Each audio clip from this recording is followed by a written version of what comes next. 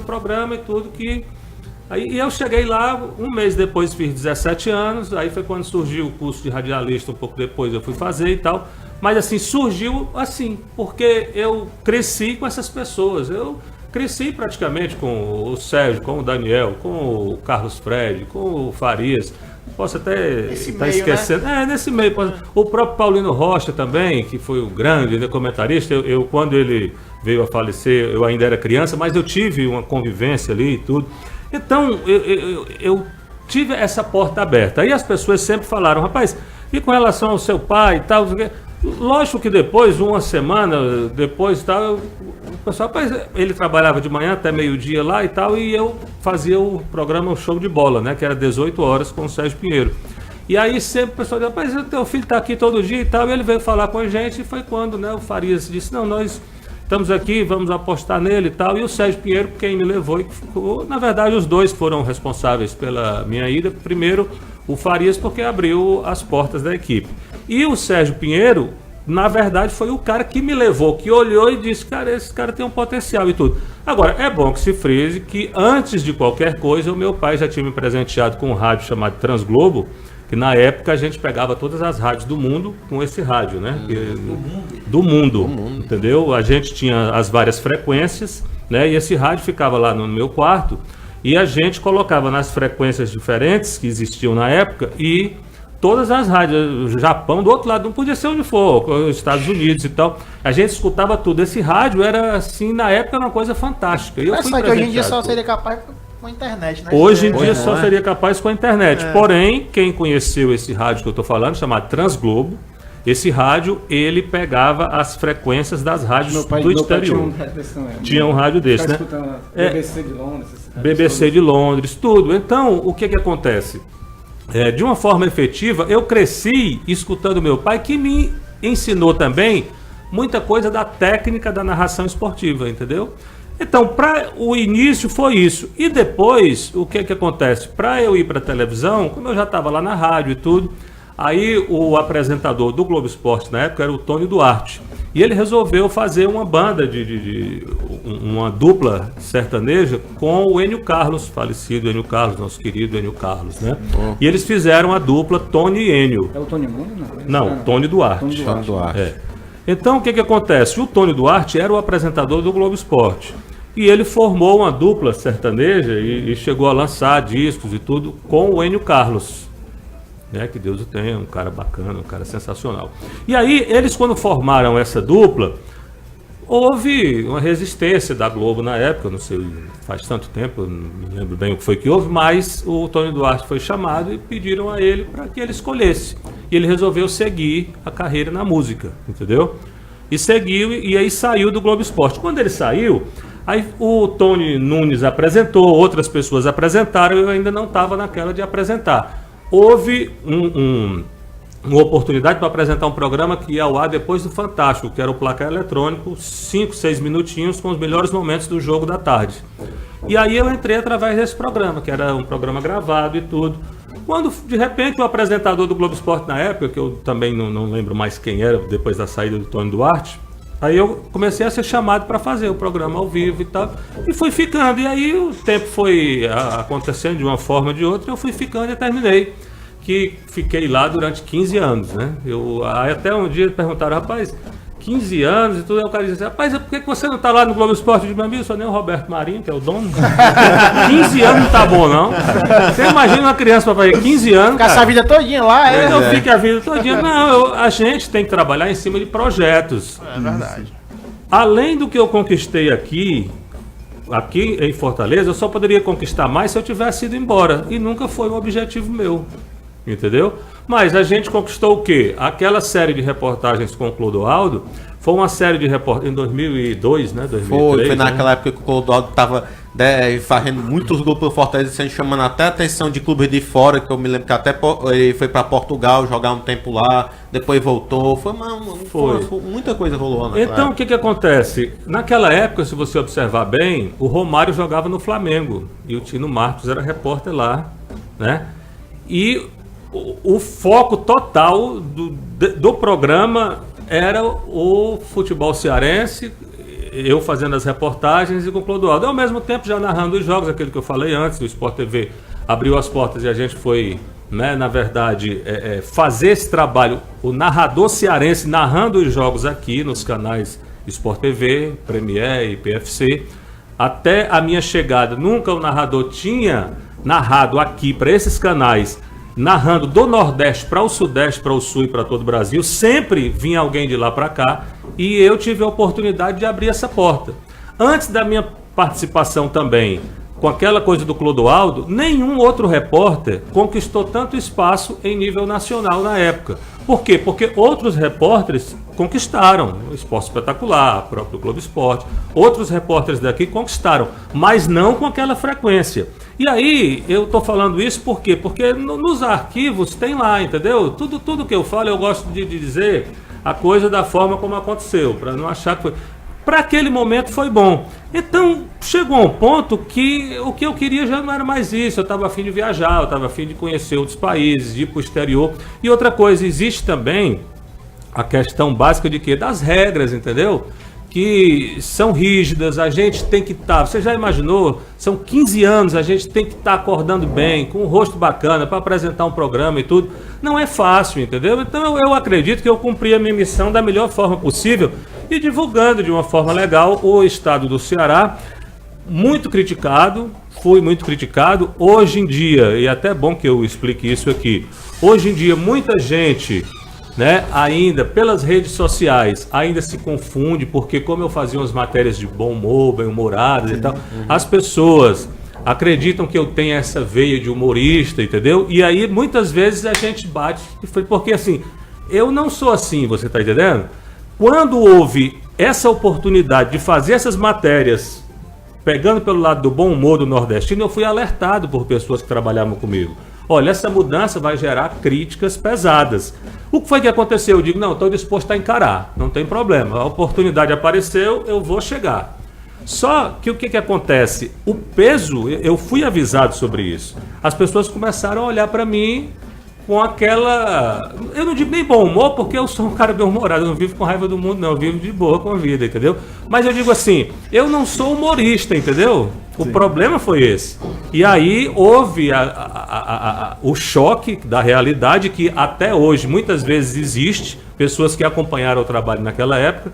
Por quê? Porque as pessoas mandam mensagens para mim acreditando que eu acho que aquilo ali é engraçado, que é bacana. Então, quando eu acho que se não estiver dentro de um contexto, não é porque eu não sou humorista, entendeu? Sim. Esse foi o único senão que houve durante tudo aquilo, porque eu achei muito bacana, foi uma coisa que está na minha história, eu acho legal, eu não vivo... Aquelas suas matérias eram interessantes, um pouco de crônica, né? Tinha um pouco de crônica, eu achava interessante como você levava essas matérias, inovava, né? Era um pouco diferente, eu acho que essa diferença, as pessoas viam com os bons olhos? Depende, e o que eu observo, isso eu faço questão de dizer aqui, é que se viam com bons olhos ou não, eu não sei. O que eu sei é que até hoje esse tipo de matéria está sendo praticado. Não surgiu nada novo. Se você me falar, quando a gente, em 2002, surgiu com aquele bom humor, com aquela coisa da música, do Clodoaldo e tal, não sei o quê, e aquela coisa em nível nacional. Pra cá, o que foi feito de novo? Nada. Então, eu estou falando de uma coisa que aconteceu há mais de 10 anos... e que continua sendo atual, porque vez ou outra eu vejo aqui a televisão e os caras estão mostrando aquelas comparações, imagens, vamos, um exemplo, assim, imagens tipo de orquestra para citar um atleta que seria um maestro, um exemplo que eu estou dando aqui, né? Então assim, até hoje isso está sendo feito, não houve uma modificação, não surgiu nada de novo durante esse período. Então eu acho que o que eu fiz foi uma coisa que ficou marcada. Agora, essa questão que você falou do Rogério Ceni e tal, aí eu entro na questão do estigma, quando você falou. Eu tive que enfrentar críticas pesadas, e até hoje, certas coisas. Hoje nem tanto, porque eu praticamente não faço mais nada dentro do esporte, eu faço para a internet, mas assim, de uma forma muito rara. Eu prefiro as matérias policiais, eu prefiro as matérias investigativas, que eu fiz muita coisa, e foi isso que me levou ao cenário internacional, entendeu? Então, aquele momento foi um momento que ficou para mim no passado. Agora, foi um momento que ficou, mas que foi tão marcante que é bom relembrar vez ou outra, entendeu? Eu queria falar só, Vitor, não sei se pra mim foi uma emoção, certo? Naquele jogo de 2005, eu tinha 15 anos, eu tava no Castelão com meu pai. Fortaleza 1, São Paulo 0, gol do Clodoaldo. Que o São Paulo, na zaga, Fabão, Lugano, era o time que tava indo pro Japão, embarcar Foi pro um Japão. mês depois foi campeão do mundo. 30 né? dias depois foi campeão do mundo contra o Liverpool. Eu não sabia que você que tava narrando aquele jogo. Eu tava na arquibancada e não tinha como saber. Depois que foi na internet, não, nasceu no Globo Esporte. Aí você manda, ó, rapaz, o Vitor narrando. Conta aí pra gente aí, estádio lotado. Como é que foi aí pra ti narrar um jogo daquele? Pra falar a verdade, o que aconteceu foi o seguinte. Pra falar a verdade, aquele foi mais um jogo de tantos outros que a gente narrou, entendeu? Agora, ficou na história por quê? Ficou na história por alguns motivos importantes. O primeiro, o Clodoaldo fez um golaço em cima do time que foi campeão do mundo um mês depois. Um golaço mesmo. Foi. Castelão lotado, entendeu? Então, o que seria mais um jogo dentro de um contexto, entendeu? Ele se transformou em um jogo especial por causa desses detalhes, né? Aquele jogo foi transmitido para todo mundo via Globo Internacional, entendeu? Porque o foco estava todo em cima do São Paulo, que ia disputar o Mundial. Então não foi um jogo qualquer. Quando eu falo que foi mais um, é porque a gente narrava jogo quarta e domingo, às vezes até, porque tinha também, o Ceará também estava jogando a Série B. Então o que acontece? Né? Jogo praticamente sábado, domingo, e naquela época eu praticamente não parava em Fortaleza, porque a gente, quando começou a narrar aqueles jogos, a gente fazia Natal, Belém, Recife. Quando o narrador de Recife, o Rembrandt Júnior, ia para São Paulo ou ia para o Rio, então a equipe aqui do estado do Ceará cobria Recife, Salvador, porque Salvador a gente dividia com o Thiago Mastroianni, não sei se ele continua. E então Natal, Belém, eu não parava praticamente aqui.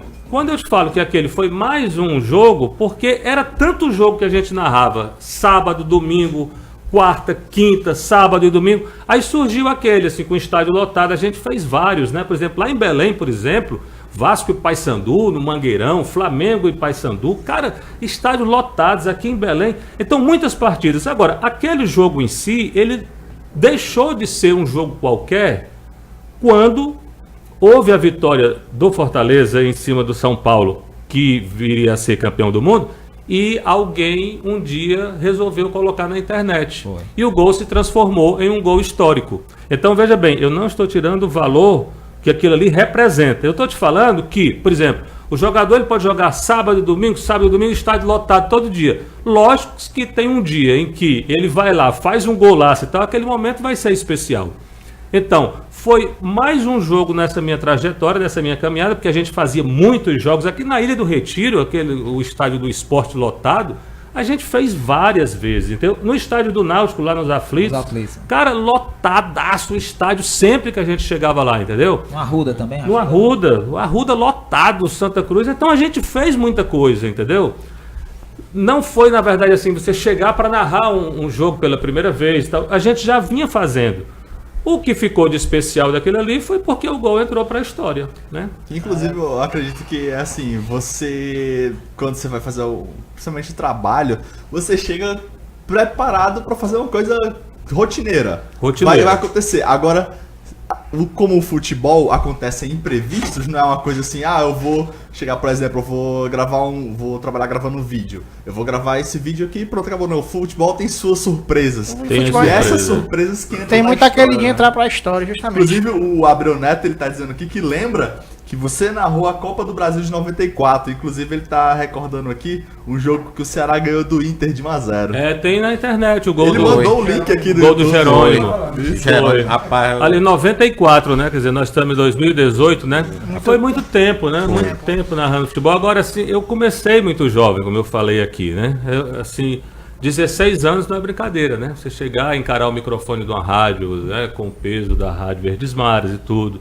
Então, eu comecei muito jovem, eu fui preparado para aquilo, né? Tudo levava a crer que eu, né, na verdade, poderia me transformar no profissional, que eu acredito que eu me transformei num bom profissional, que fiz as minhas coisas e tudo, do jeito que era para ser, entendeu?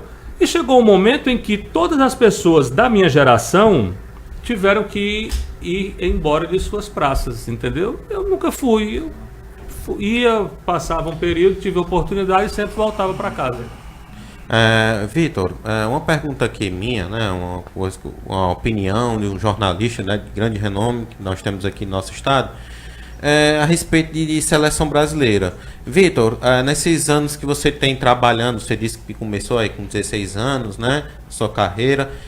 Você, assim, na sua opinião, teve algum jogador aqui cearense, da terra, que foi injustiçado, que deveria ter tido uma oportunidade da seleção, jogar uma Copa do Mundo? Jogando aqui no futebol Não, jogando cearense? aqui não, tô dizendo, jogador cearense em si. Não, eu acredito que em 2002, pelo que o Jardel construiu na carreira internacional e pelo que ele representa no futebol internacional, conquistando títulos seguidos pelo Porto, pelo Galatasaray, fazendo gols em todos os grandes estádios, em Milão, no Giuseppe Meazza, tem aí golaços, então ele fez gol de todo jeito. Eu até li recentemente um artigo sobre o Jardel, atleta de futebol, um artigo lá de Portugal, o cara dizendo que a carreira do Jardel como atleta de futebol, ela foi muito além do que aquilo que está escrito e tal. O Futebol Clube do Porto recentemente fez uma homenagem a ele no aniversário, não sei se dele ou no aniversário do Porto, mas tem um vídeo aí com os gols do Jardel. É uma coisa impressionante. O Jardel chegou a fazer 7 gols em um jogo. Ele estava em um tempo. Ele estava no banco de reservas. 7 gols? 7 gols. Ele estava no banco de reservas, entrou no intervalo, jogou 45 minutos e fez 7 gols.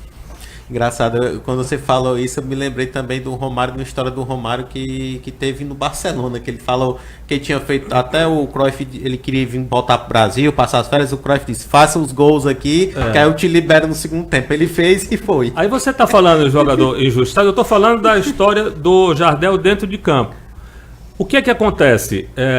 O cara diz, não, o Jardel não driblava um poste, não diziam isso? Olha, abra a página do Porto no Facebook. Tem gol do Jardel de bicicleta, com a perna esquerda, com a perna direita, de cabeça, tem gol de todo jeito. Então, se você me falou com relação a ser injustiçado ou não, eu acho que injustiçado seria assim, uma palavra... Eu não sei se houve uma injustiça. Ele foi preterido, o Filipão preferiu levar o Luizão, né? Que ficou na reserva do Ronaldo, o fenômeno, né? E aí, eu não sei, o Filipão tinha trabalhado com o Jardel, conhecia bem, eu não sei porque que ele não levou. Eu só digo o seguinte, na Copa de 2002, o Jardel poderia ter se transformado no primeiro cearense campeão do mundo, porque, na verdade, ele estava vivendo um grande momento no futebol da Europa naquela época. No começo da carreira. Então, ele teve, na verdade, uma sequência brilhante do futebol europeu.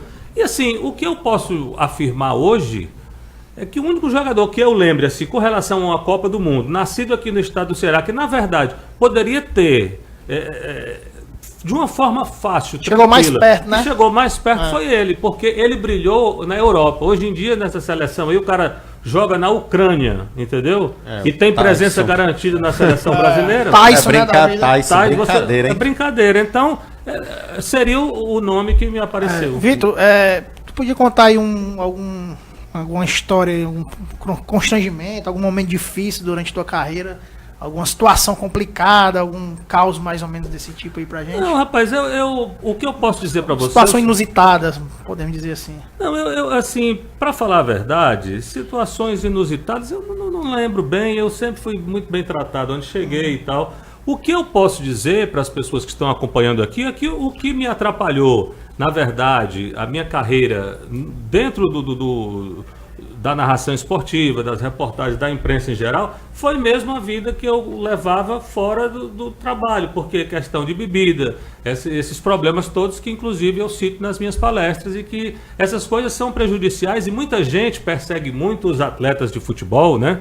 Os atletas, porque o atleta fulano de tal não pode beber, não sei o que, não pode isso e aquilo. Agora, drogas e bebidas, essas coisas elas destroem, não é só o atleta, entendeu? Elas destroem o ser humano, as famílias, elas destroem carreiras, entendeu? Então, eu fui muito prejudicado por causa disso, porque eu comecei a beber muito e passei a usar drogas, entendeu?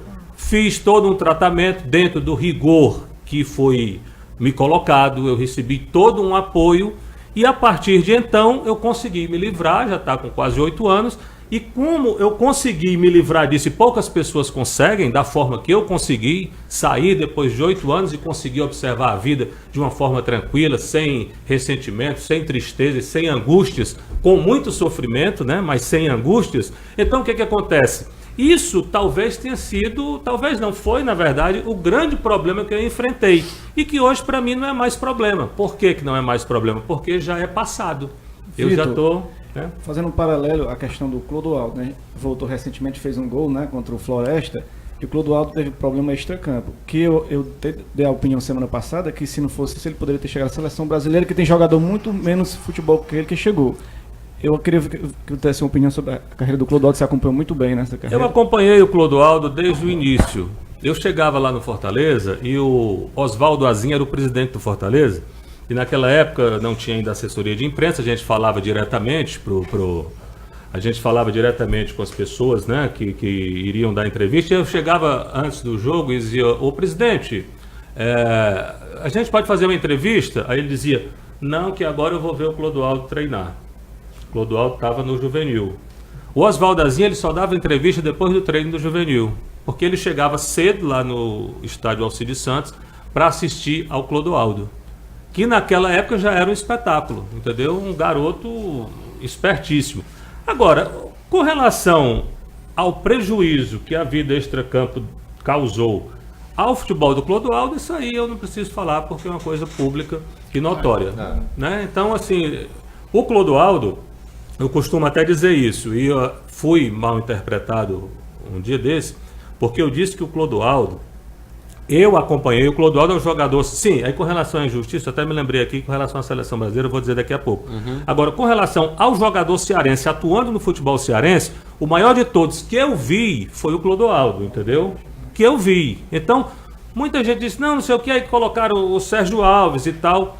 Eu vi o Sérgio Alves brilhando, fazendo gols incríveis, em grandes decisões. Agora, eu, assim, até pela ligação que tenho com o Clodoaldo, com a carreira do Clodoaldo, basicamente, porque faz tempo que eu não encontro o Clodoaldo e tudo, mas pela carreira do Clodoaldo em si, o que acontece? O Clodoaldo, para mim, foi o grande jogador do futebol cearense. Agora, isso é uma opinião minha. Não adianta o cara chegar e dizer que não foi. Eu acho que foi, e eu respeito a opinião de quem acha que não foi. Inclusive, essa semana eu ouvi Tom Barros falando também que foi o maior jogador que ele viu jogar. Aqui no futebol cearense. Agora, eu lembrei, foi bom a gente falar sobre isso, o quê? O grande jogador cearense injustiçado na seleção brasileira foi o Yarley. Eu também concordo com você. O Yarley, apesar de não ter tido aquela carreira toda que ele teve fora aqui, que ele jogou até um tempo na Europa, no Real Madrid, no Mallorca. Rapaz, o Yarley foi campeão do mundo em 2006 com a camisa 10, o líder do Inter contra o Barcelona, e tem na internet os últimos 5 minutos do jogo.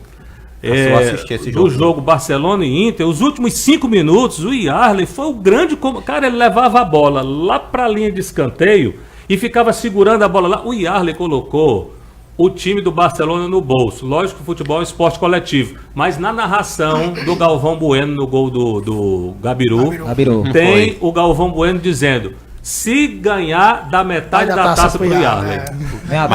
O Yarley tem futebol. Acho que só ele devia ter tido a melhor sorte na Europa, ter aparecido em clubes grandes, porque aqui no Brasil, até mesmo na Argentina, eu tô usando até uma camisa aqui do Boca, que foi um dos times que o Yarley se destacou.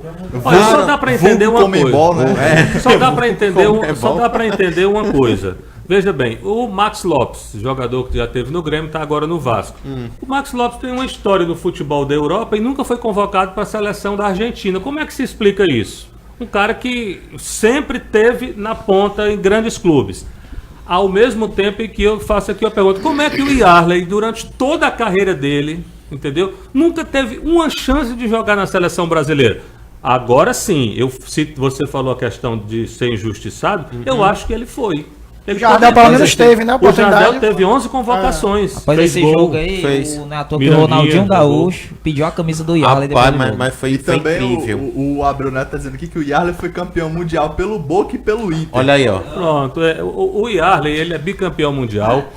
Ele é um cara que ele tem a concentração, ele tinha todo o foco. Então, o Yarley você me perguntou, é o jogador cearense. Eu tive a oportunidade de cobrir as duas festas que a cidade de Quixeramobim fez para o Yarley quando ele foi campeão do mundo, pelas duas vezes. Eu estava lá e fiz a cobertura das duas festas sensacionais, o Yarley desfilando em Quixeramobim no carro do Corpo de Bombeiros.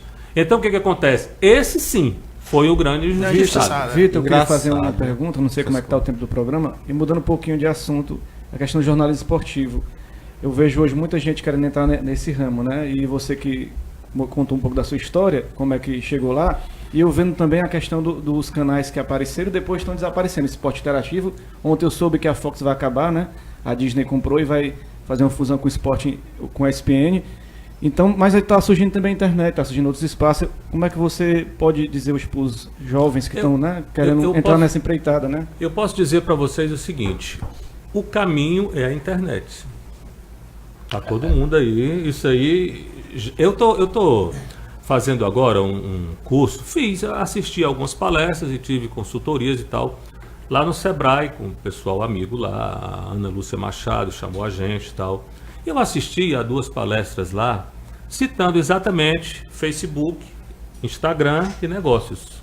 Entendeu? Por quê? O que foi que o Esporte Interativo fez? Foi para a internet. Eu estava recentemente conversando com parceiros, tentando fechar alguns negócios e tudo. E aí essa pessoa, que eu não vou citar o nome por questões éticas e tudo, ela chegou para mim e disse assim: olha, semana passada fulano de tal veio aqui para uma TV X e fez uma reportagem muito legal e tal. Eu disse: pois eu gostaria de observar, eu queria ver a entrevista. Eu tenho aqui uma noção e tal, eu não vi quando foi ao ar.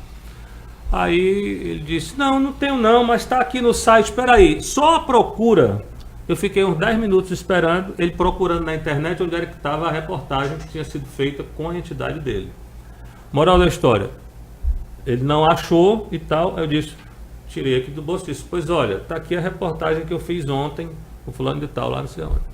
Um exemplo, eu tive lá na HP, fiz uma entrevista com o Celso Gavião ontem ou foi anteontem, coloquei no Facebook, está aqui a entrevista, entendeu? Então a entrevista, hoje eu estou vendo aqui, 1, 2, 3, 4, todo mundo tem celular aqui. A televisão, ela jamais vai perder o espaço dela, o rádio não perdeu. Agora, o que é que acontece? O caminho é a internet, que é o que está na mão das pessoas, cara. Se eu quiser... Agora, por exemplo, se eu entrar aqui no site de uma televisão, o que é que vai acontecer? Eu vou ter que procurar reportagem e tal, não sei o quê. A reportagem que você tem está na sua mão, está direta. Então, eu jamais poderia menosprezar qualquer tipo de mídia, entendeu? Eu acredito que a televisão vai continuar tendo, né, sendo essa mídia forte. O rádio, muita gente disse que ia se acabar quando a internet surgiu. O rádio não vai se acabar nunca. Tá ficando mais forte. Tá ficando mais forte, você tá entendendo? Agora, eu fiz um convite para um parceiro meu recentemente para a gente fazer um trabalho firme na internet e tal. E a pergunta que ele veio foi a seguinte: é rádio ou televisão? Eu disse: é internet. Eu notei que ele esfriou um pouquinho. Entendeu? Por quê? Porque é uma mentalidade que está passando por transformações. Você tá entendendo? Na hora que pelo menos, o meu trabalho está sendo direcionado hoje para a internet. Eu estou fazendo um trabalho direcionado para a internet. Eu estou com projetos direcionados para a internet. Por quê? Porque se eu chego lá no Sebrae e vou assistir a um curso, e todas as pessoas que estudam para aquilo ali estão me mostrando e mostrando para as pessoas que estão participando das palestras que o caminho é a internet. Como é que eu tenho uma máquina de escrever e alguém está dizendo: ó, vai surgir o computador aí, e eu vou insistir em ficar com a máquina de escrever? Né? Então eu quero dizer o seguinte: hoje em dia, se eu quisesse continuar utilizando a máquina de escrever, eu poderia. Porque a internet é o seguinte, ela tem outra grande vantagem. A internet, ela não elimina, ela converge, ela não elimina que você tenha a sua televisão na sua casa. Todo dia eu chego lá e ligo minha televisão de noite para assistir o que eu quiser. Você está entendendo? A internet, ela é um fator a mais. É mais um veículo para poder informar as pessoas. É mais um veículo. Agora, por exemplo, o rádio. Veja o que é incrível no rádio. O rádio, ele é instantâneo da mesma forma que a internet. Só que ele foi criado, há quanto tempo, entendeu? E depois que surgiu a televisão e tal. Então, o que eu observo é o seguinte, as pessoas não podem menosprezar, entendeu? O poder da internet. Por isso que eu estou tentando me reciclar. Por quê? Porque eu hoje não fecho as portas para nada. Eu respeito e muito o trabalho que é feito na televisão. Eu acho interessante. No rádio, eu acho muito interessante. Porém, o que eu vejo na mão das pessoas é o Instagram, é o Facebook, é o Twitter. Isso é o que eu vejo. É o YouTube. Veja bem o que eu estou tentando explicar para vocês, porque às vezes a gente fala e pode não ser bem interpretado. Veja bem. Até lá no curso, a professora citou. A gente passa 24 horas online. Certo? Se você está aqui, você assiste a uma aula de 1 hora, 1h30, 2 horas. Assim que termina, ou então em algum intervalo, você olha para ver se alguém mandou uma mensagem ou alguma coisa e tal, não sei o quê. E eu não conheço ninguém que passe 24 horas parado em frente de uma televisão. Mas na internet se passa 24 horas. O cara acorda de madrugada para ir ao banheiro, ele pega o celular para ver se tem alguma mensagem, já responde ali e vai dormir de novo. Sabe o que acontece? Mas aí o cara raçonha com isso, né? Então, vai que... Só uma curiosidade, bem rapidinho. Não sei se vocês lembram daquele último apagão, para ver a importância do rádio, né? Aquele último apagão que teve que o sinal de trânsito não prestava mais, o 3G, nada prestou mais. O pessoal foi se informar onde no rádio. Eu mesmo fui me informar o que estava acontecendo. Fiquei sabendo só através do rádio. Rapaz, olha, o rádio. A única coisa que estava informando era o rádio, a única mídia. Outra coisa, disseram que o livro ia se acabar por causa da internet. Moral da história, tem um livro na internet, como é que é o nome daquilo? Tem até um aparelho. É book. É book. Kindle, né? É book. Aí, hoje nós estamos em 2018, 2017, eu tive lá na Europa, aqui em Fortaleza, as grandes livrarias lotadas de livros e de pessoas. Então, já está tudo muito claro, muito aberto. Agora, por que, aí vem a pergunta, por que então que a televisão não vai se acabar, o rádio não vai se acabar, mas os canais estão fechando as portas na TV? Eu acredito que está havendo um estudo que está mostrando que o negócio na internet, ele estará, a partir do ano que vem, ou já agora, está ganhando uma possibilidade de venda maior. Eu acredito que deva ser isso. Porque ninguém fecha as portas, não é nem fechar as portas, porque eles estão migrando, né? Ninguém faz uma mudança dessa se não houver um estudo de mercado. Eles estão indo por quê? Porque toda empresa tem um setor direcionado ao estudo de mercado. Vitor, então não sei se já, como é que tá? Só fazer uma perguntinha em relação à música. Você não falou ainda da música aqui em relação à ligação com o futebol. O que você podia falar pra gente? Não, a sua ligação, né? A minha, não, é o seguinte, quando tudo vem a infância da gente é o que faz com que a gente ganhe uma base, né? Lá na Praia de Iracema tinha o Luiz Assunção, que era um pianista, né? Que criou músicas fantásticas, aquela até da Praia de Iracema, adeus Praia de Iracema, Praia dos Amores, que o mar carregou.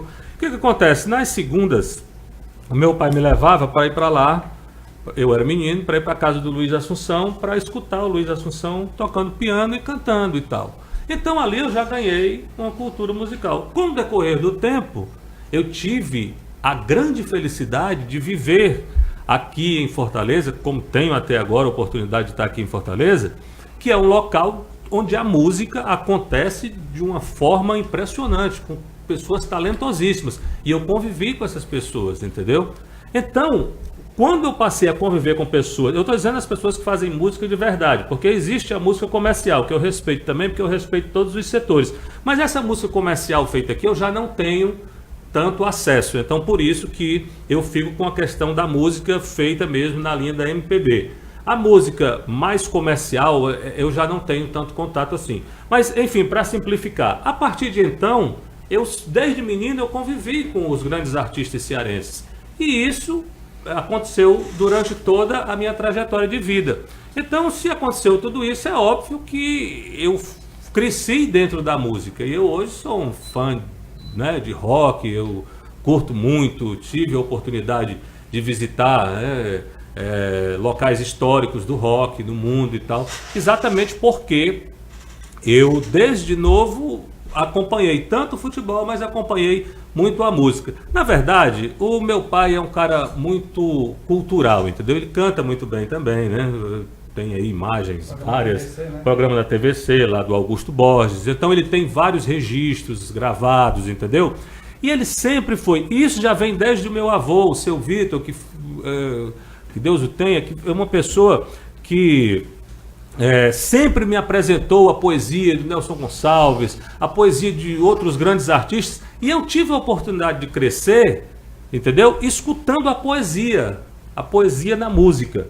Então, a partir daí, depois foi só administrar. Agora, se você perguntar qual é a música preferida hoje, que eu acho, que eu escuto mais, não é a música preferida, que eu escuto mais hoje, é a da Ananda, né? Eu quero que tu vá, né?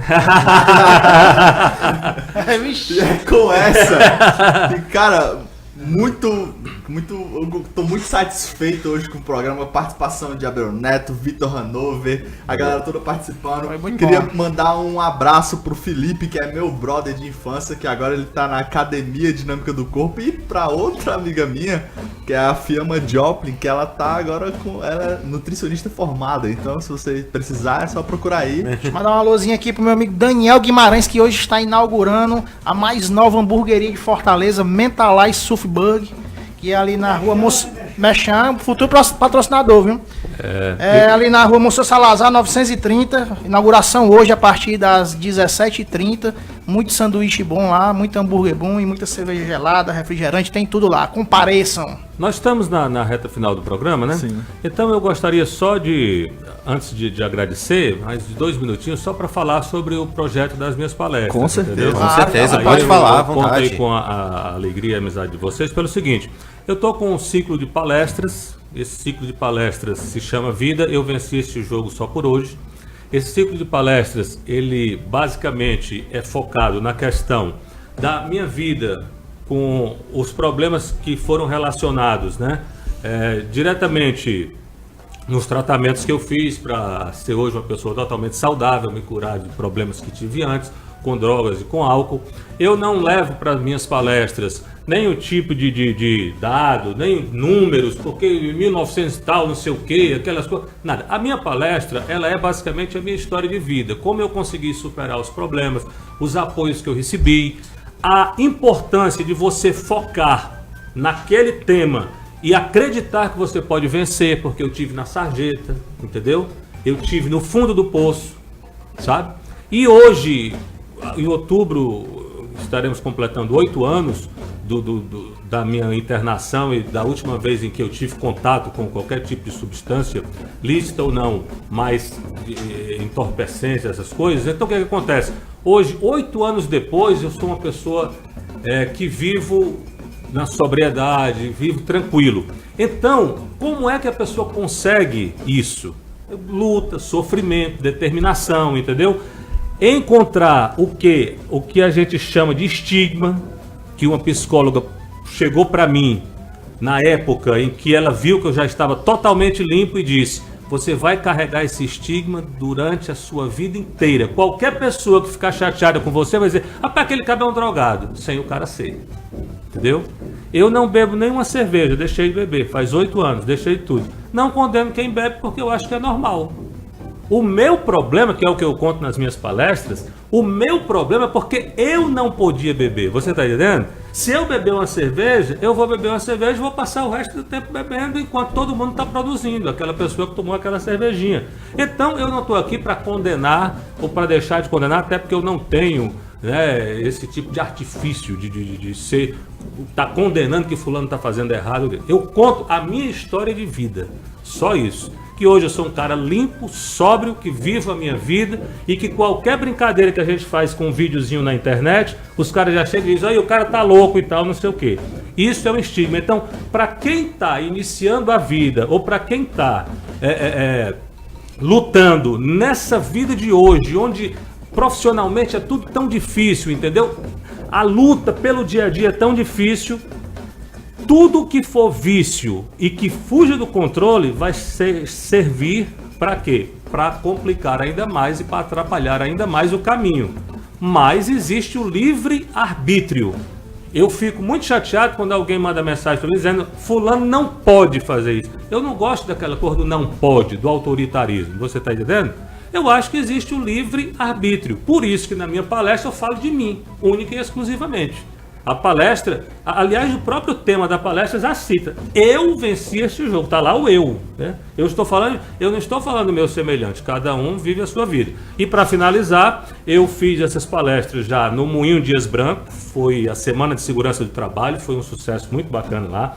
Fiz no Centro de Ressocialização do Canidezinho, para menores infratores. Fiz no Centro de Ressocialização Marte Francisca, aqui em Fortaleza. Fiz no Colégio Pleno, em Caucaia. Fiz no Projeto Maracujá, em Caucaia. Então eu venho fazendo essas palestras e aí o contato pode ser através do Instagram e pode ser através do Facebook, Vitor Hanover. No Instagram e Facebook é Vitor Hanover Oficial, no Instagram, Vitor Hanover Oficial, porque o único Instagram que eu utilizo é esse. E qualquer pessoa pode entrar em contato com a gente, né, através do Instagram, só enviar a mensagem, eu respondo todas as mensagens. E do Facebook, agora no Instagram é bom ficar de olho para que seja, porque um dia desse eu encontrei com um parceiro e disse: rapaz, eu te sigo no Instagram e tal, não sei o quê. E ele estava seguindo o Instagram, que na verdade não é meu. O único Instagram que eu tenho é Vitor Hanover Oficial. Esse é o Instagram que eu tenho. Quem tiver interessado em levar, a gente tem feito as palestras nas empresas, tem feito nas escolas, tem feito nesse centro. E onde, tanto na internet tem as imagens, onde a gente chega, tem sido uma coisa interessante, porque a gente tem feito para públicos diferentes, mas o assunto é interessante, é muito pertinente. Eu acho que é um assunto que poucas pessoas têm a coragem, porque a gente se expõe muito, entendeu? A gente contar essas coisas, o preconceito é muito grande contra as pessoas que um dia passaram por esse problema, que um dia tiverem uma clínica de recuperação. É muito fácil a pessoa chamar e dizer é doido, é muito fácil. Mas ninguém sabe o que é que se passa, em primeiro lugar, de sofrimento, e em segundo lugar, de preconceito contra alguém que a pessoa chama de doido, que é uma enfermidade. Se existe uma doença mental, é muito fácil alguém taxar fulano de doido. Não, eu respeito as pessoas que têm doenças mentais, entendeu como é que é? Eu respeito todas as pessoas dentro do mundo em que a gente vive, onde tantas vezes falta o respeito. Eu acredito que a gente tem que respeitar as pessoas, as vitórias, as lutas das pessoas, com dignidade e com todo respeito. Essa é a mensagem que eu deixo aqui para vocês, de coração. Agradeço muito a oportunidade de participar aqui do programa de vocês. Deixo uma mensagem de carinho, de amizade. Eu gosto de observar esses projetos nascendo e já fazendo sucesso na internet e tudo. Quero agradecer a vocês e quero dizer da satisfação e da alegria de estar aqui com vocês. Muito obrigado. Valeu, Vitor. Obrigado, Vitor. Inclusive, melhor do que qualquer estatística, qualquer dado, é o que você viveu. Então, isso que o Vitor ele trata na palestra são vivências, não são coisas que disseram pra ele. Não. É coisa que ele sentiu na pele. Então, por isso que vale mais a pena ainda você se informar e procurar pelas redes que ele falou. Inclusive, só lembrando que a Rádio Classista é uma iniciativa da FETRAça, a Federação dos Trabalhadores, Empregados e Empregadas no Comércio e Serviços do Estado do Ceará. Tem como presidente o Eliseu Rodrigues, secretário de Comunicação Luiz Neto, enganchei agora. Rapaz. Técnico responsável Orenilton Vidal. E eu gostaria de agradecer essa bancada fenomenal que teve aqui Valeu, hoje. galera. Obrigado, pessoal. Foi show. E um cara que fez parte, jamais chamando ele de velho, porque todo mundo tá vendo que ele é um cara que novo, mas que fez parte da nossa infância e adolescência, e hoje, com o nosso projeto que está começando, a gente tem a honra de receber um monstro da comunicação, que é o Vitor Hanover. Então, muito obrigado por isso. Eu agradeço. E você falou agora, eu acho legal pelo seguinte, porque eu já observei tantas as pessoas, eu encontro as pessoas por aí, atletas de futebol profissional, que já deixaram a carreira, e às vezes eles se encontram comigo. Rapaz, a primeira entrevista que eu fiz na minha vida foi com vocês. Eu fico tão satisfeito quando isso acontece. O reconhecimento, sabe? Eu fico muito feliz com isso. E eu quero dizer para vocês o seguinte, que esse projeto que eu estou observando aqui, desde o início e tudo, é um projeto que já nasce vencedor. Porque ele está nascendo olhando para o futuro. O futuro está aqui na internet, o futuro está na televisão, está no rádio, mas está principalmente na internet, que está na mão das pessoas, entendeu? É um acesso rápido, é uma coisa que a pessoa está ali, acompanha você. Então, é um projeto que está olhando para o futuro. se é um projeto que está olhando para o futuro, é um projeto que já nasce vencedor. Por isso, eu deixo aqui a minha mensagem de carinho e principalmente parabenizando, porque muitas pessoas pensam, outras fazem. Vocês pensaram e também estão fazendo. Valeu? Valeu, obrigado. Pessoal, muito obrigado, até semana que vem e valeu! Tamo Falou, junto, um abraço. pessoal.